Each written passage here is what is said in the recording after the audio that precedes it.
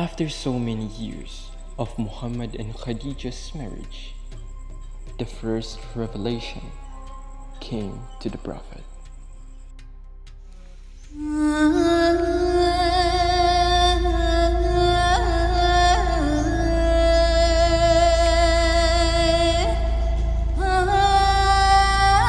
There are times when Muhammad leaves the chaotic city of Mecca and go to Hira to contemplate on his fate.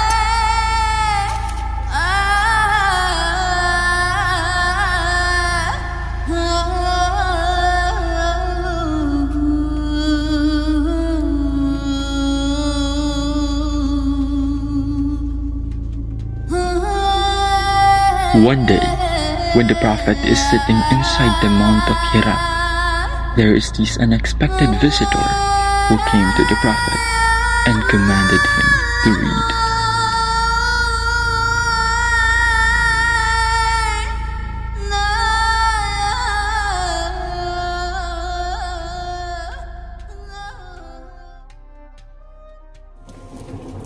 Magbasa ka!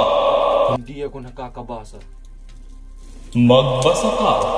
Hindi ako nakakabasa. Magbasa ka sa ngalan ng iyong Panginoon na lumikha ng sangkatauhan mula sa namatay. Magbasa ka sa ngalan ng Panginoon na siyang lumikha ng sangkatauhan mula sa namumuo. Magbasa ka dahil ang Panginoon ang pinakamapagbigay na siyang nagturo sa tao gamit ang lapis. Magbasa ka dahil ang Panginoon ang pinakamapagbigay at nagturo sa tao gamit ang lapis. Na siyang nagturo sa tao ng mga bagay na di niya alam. Na siyang nagturo sa tao ng mga bagay na di niya alam.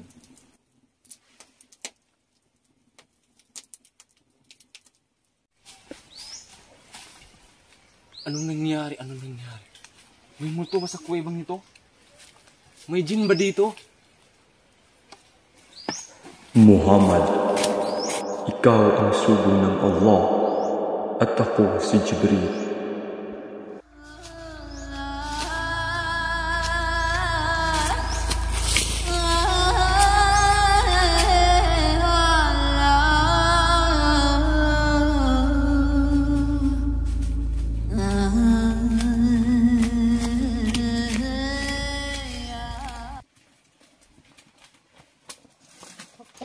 Khadija!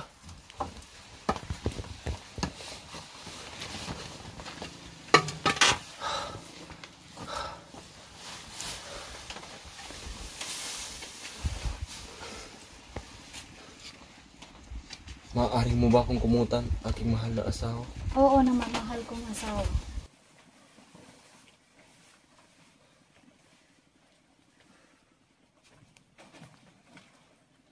Anong nangyari sa'yo?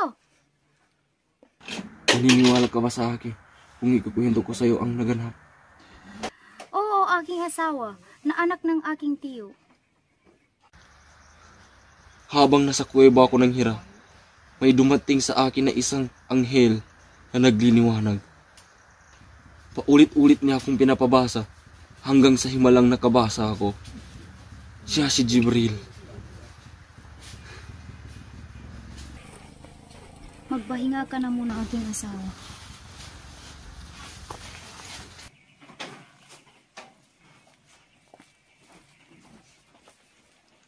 After the momentous day in the month of Ramadan, revelation come again and again to the Prophet. With that, he understood what he had to do and prepare himself for what to come. Only a strong and brave man helped by Allah can be a true prophet, because people often refuse to listen to Allah's message. Khadija was the first to believe the Prophet and accept as true what he brought from Allah. Through her, Allah made things easier for the Prophet.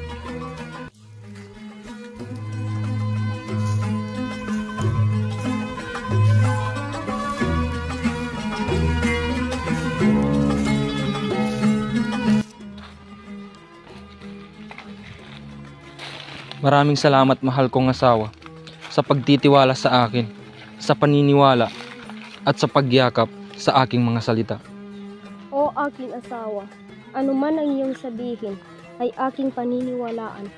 Tutulungan kitang sabihin sa lahat na ang sinabi ng Allah.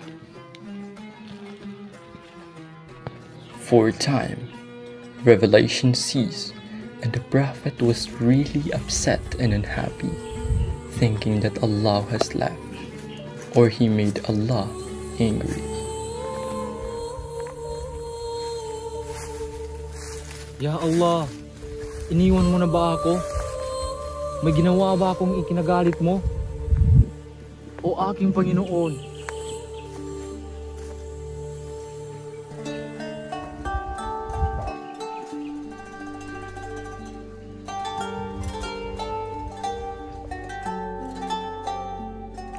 Sa ngalan ng Allah, ang mapagmahal, ang maawain, sa mga oras ng umaga at sa mga gabi na tahimik. Hindi pinapabayaan ng iyong Panginoon ang iyong kaluluwa. Hindi kanya kinakalimutan. At tunay na ang huling panahon ay mas maganda para sa iyo kaysa sa unang panahon. At tunay na ang iyong Panginoon ay magbibigay sa iyo upang ikaw ay magkasya. Hindi ba niya natagpuan ng isang ulila at pinangalagaan ka? Hindi ka ba niya natagpuan na nanglalakbay at pinatnubayan ka? Hindi ka ba niya natagpuan na dukha at pinayaman ka? Kaya't huwag pahirapan ang ulila, kaya't huwag itaboy ang palaboy na pulubi. At tungkol sa pagpapala ng iyong Panginoon, ipahayag mo sa maraming tao.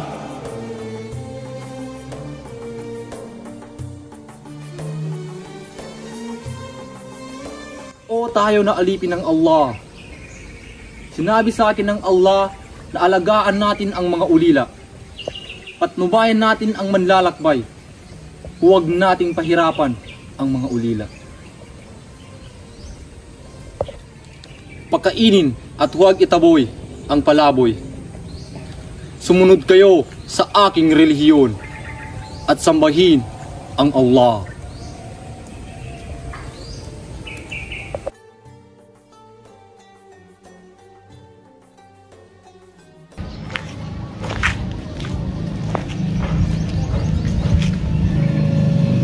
Muhammad, pagmasdan mo ako dahil ganito ang tamang paraan ng pag-aablusyon. Una ay basain mo ang iyong mga kamay, kanan bago ang kaliwa. Pagkatapos ay magmumug ka ng tubig ng 3 beses at saka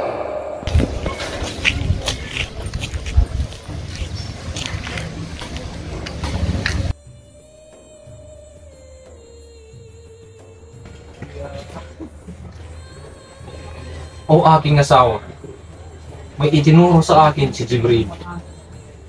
Tinuruan niya akong mag-ablusyon. Ikagalak ko ito matutunan, aking asawa.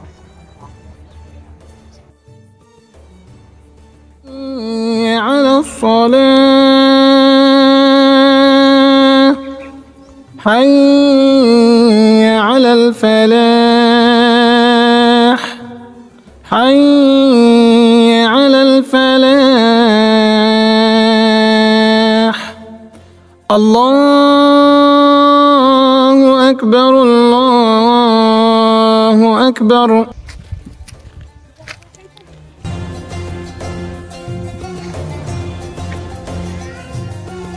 Muhammad, ano ang inyong ginagawa? Ali, ang aming ginagawa ay pinupuri namin ng Allah at nagpapasalamat kami sa Allah. Kung ganon, O Muhammad, turuan mo ako kung paano iyan isinasagawa. Allahu Akbar, Allahu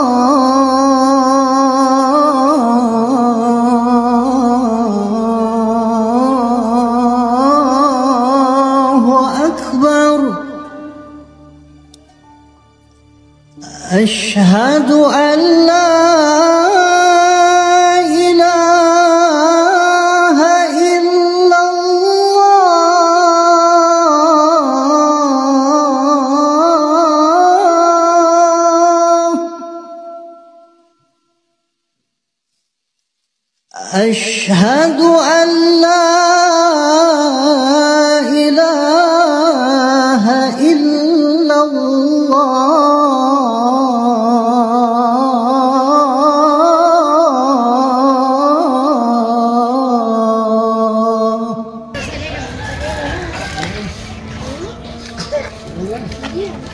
Muhammad, ano ang inyong ginagawa?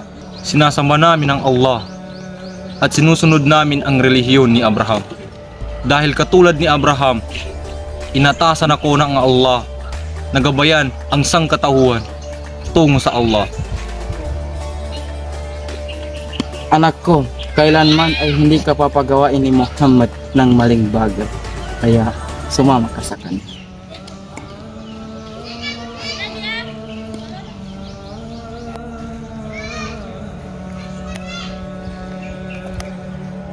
Mapaganon pa man ay hindi ko pwedeng iwan ang relihyon ng aking sinusunod, na sinusunod din ng aking ama.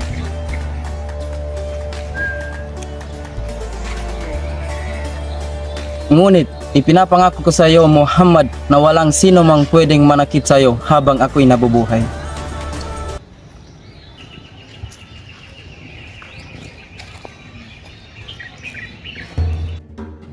In the heart of the Mecca, the Prophet Muhammad stood on the Safa hill, proclaiming the message of Islam to the people. Despite facing rejection and ridicule, he found solace in the support of his loyal cousin, Ali. As the Prophet continued to spread the teachings of Islam, his uncle Hamza's fierce defense marked a turning point, leading to a powerful conversion and a temporary halt to persecution. However, the leader of Quraysh soon renewed their hostility, prompting a confrontation to the Prophet's uncle, Abu Talib. Despite mounting pressure, Abu Talib remained steadfast in his support, moved by the Prophet's unwavering dedication to this cause. The bond of loyalty between them endured, defying the threats and challenges that sought to extinguish the light of Islam in the hearts of Mecca. But one day, the Meccans were forced to migrate for their safety. They seek help to the king of Utopia, named King Negus. The Meccans seek help to the king of Utopia, named King Negus. But Ibn al-As followed them and convincing the king to send them back to where they came. Kamahalan, itong mga tao na ito ay hindi sila naniniwala sa pagpapalan ni Jesucristo. Hindi. Sa ngalan ng Diyos, hindi ko sila isusuko. Sino man ang humingi ng proteksyon, nanirahan sa aking kinasasakupan at pinili ako, ay hindi ko pagtataksilan. Ganon pa man, ay tatanungin natin sila kung totoo ang sinasabi ng mga lalaking ito. At kung tama ang inyong sinabi, ay papalayasin ko sila. Ngunit kung hindi, ay kukupupin ko sila. Ikaw, magsalita ka.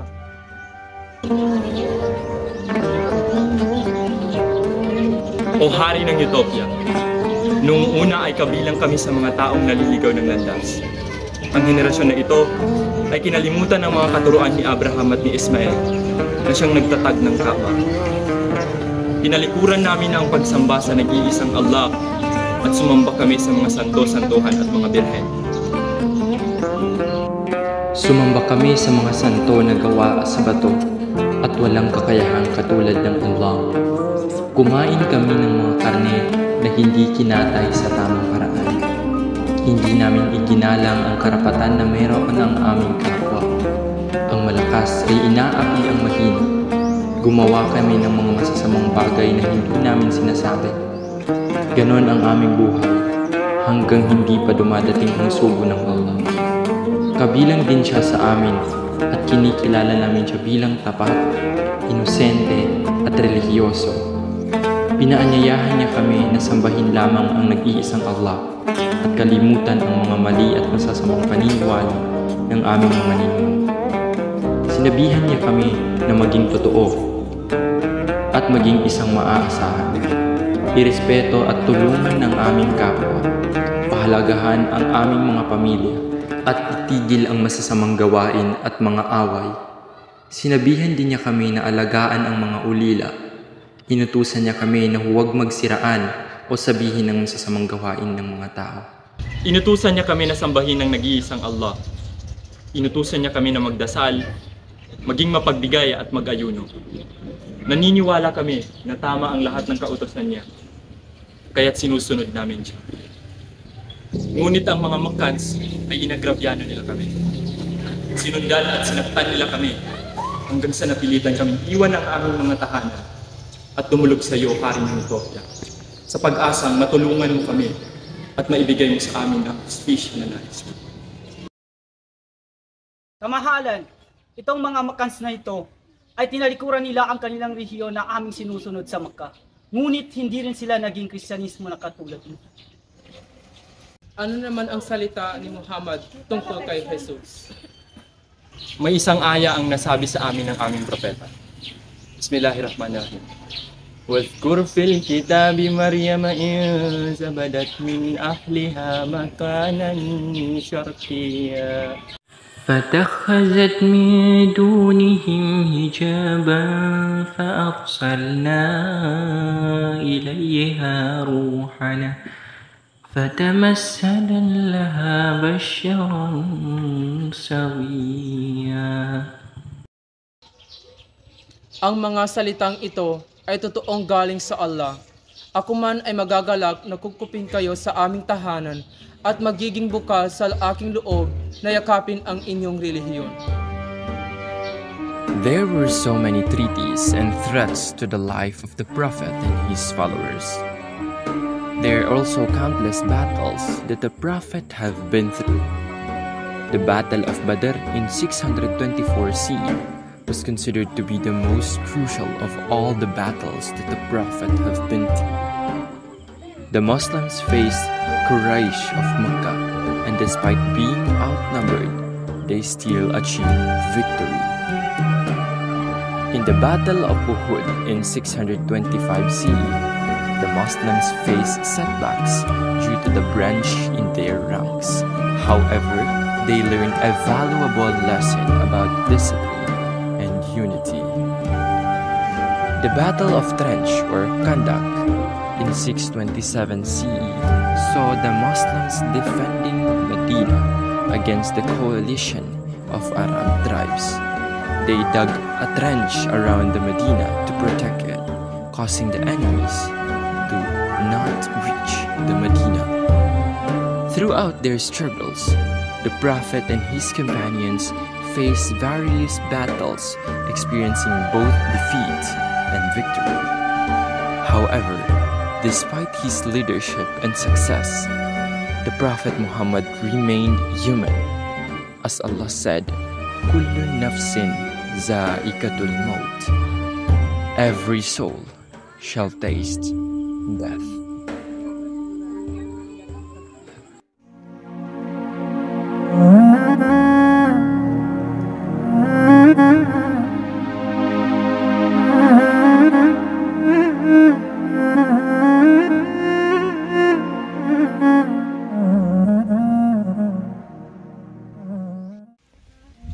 Abdullah, maaari ba nating ipagdasal ang mga namatay nating mga kasama?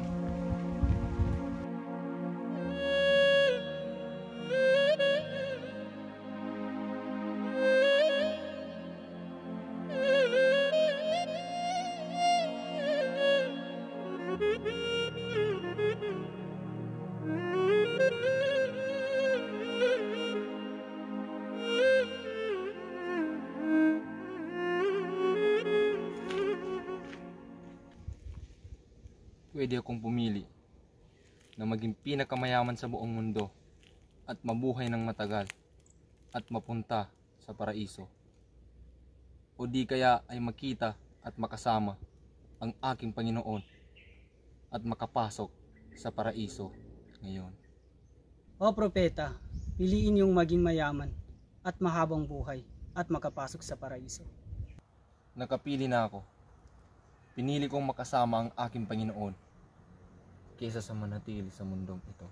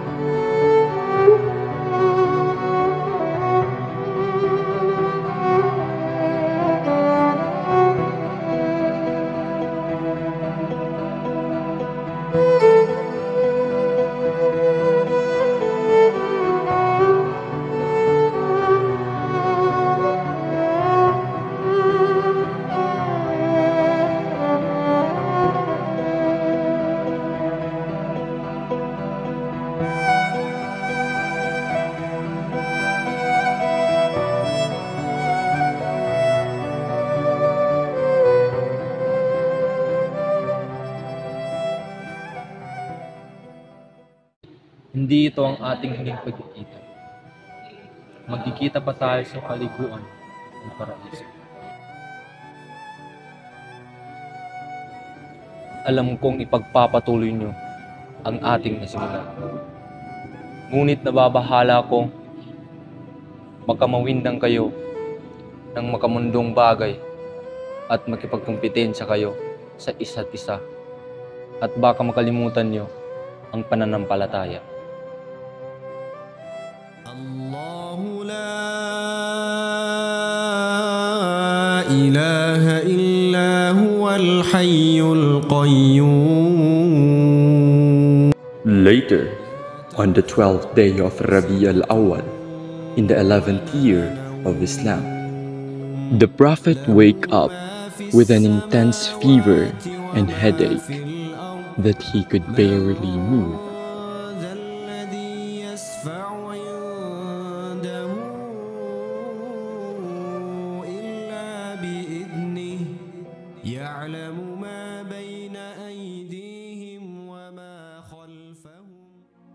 Ang aking mahal na ama, bakit kailangan itong mangyari?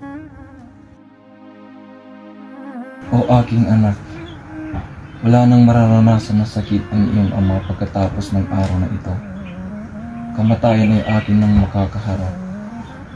Tayong lahat ay magdurusa hanggang sa araw ng paghuhukom.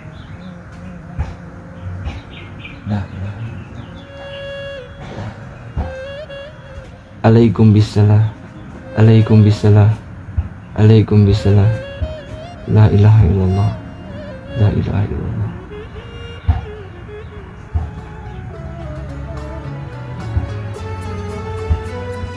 Insyaallah, hindi tayo pinili ni Muhammad.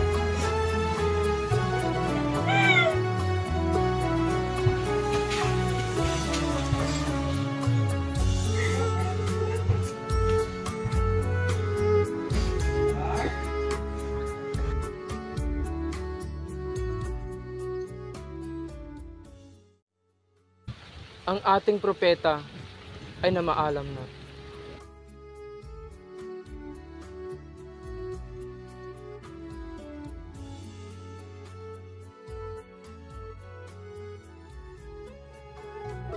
Isang mensahe galing sa dakilang lumikha.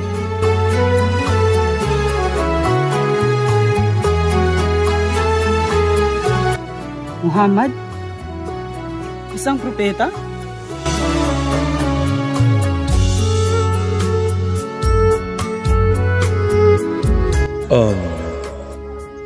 Mula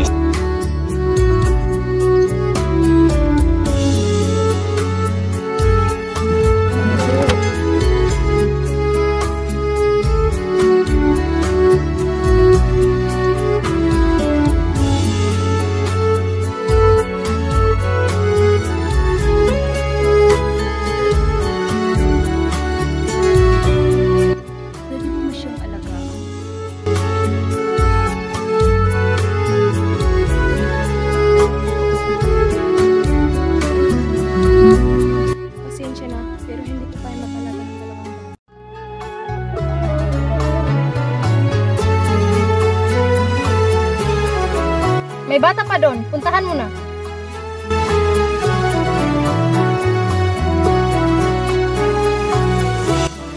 Bilisan mo, Halima! Mahuhuli na tayo! Tirik na tirik na ang araw!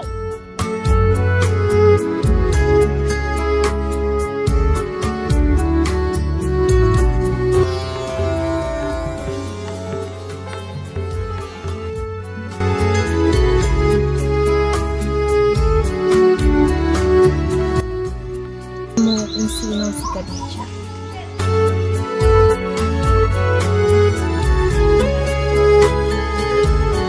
Ismael, na siyang nagtatag ng Kaaba.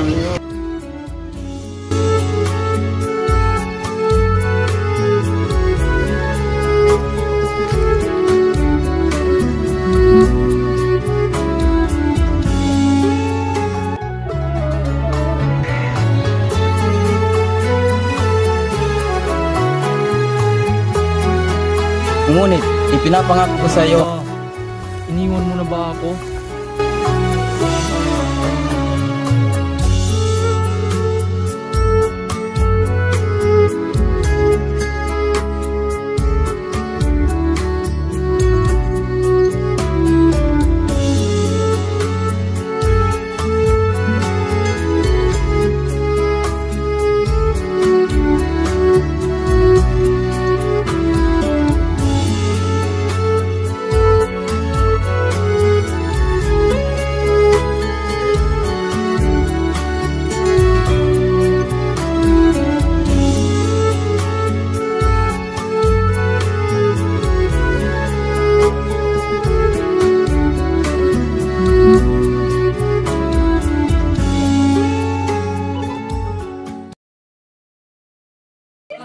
Doon ito, siapa na? Tawag sa? Tawag ka pa niya.